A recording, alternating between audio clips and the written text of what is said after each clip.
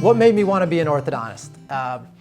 There's a short answer and a long answer to that question. The short answer is that I had an absolute transformation in my own orthodontic treatment. So Dr. Lindauer, who is a professor at VCU, was my orthodontist.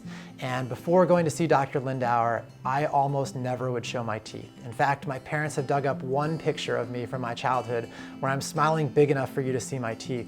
And I remember posing for all the school pictures and the soccer pictures, and I was just so embarrassed and so shy about showing my teeth. In fact, I don't even think I really wanted to sing out loud because I didn't want people to see my mouth. And so it made such a difference for me to be given a smile that I was confident in, a smile where I could be myself and be confident in who I was. And the ability to be able to give that back to people is my greatest joy in life. So that's the short answer of why I became an orthodontist. The long answer is that it wasn't that straight of a journey. It's not like I left my orthodontist office with this new smile and said, gee, I want to be an orthodontist. In fact, I never dreamed that I'd be doing anything related to dentistry. But it took me some time through college and even for a few years post-college to really figure out what my passions in life were. And I knew that my passions were two things. One was serving people. So I had to find something where I could serve people and make changes in their lives.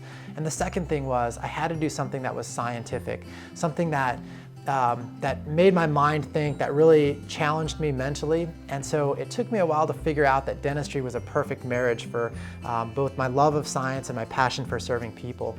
Now, that got me into dentistry. I still didn't think I was actually going to pursue orthodontics because I loved being a general dentist. I was a general dentist for 5 years before I became an orthodontist.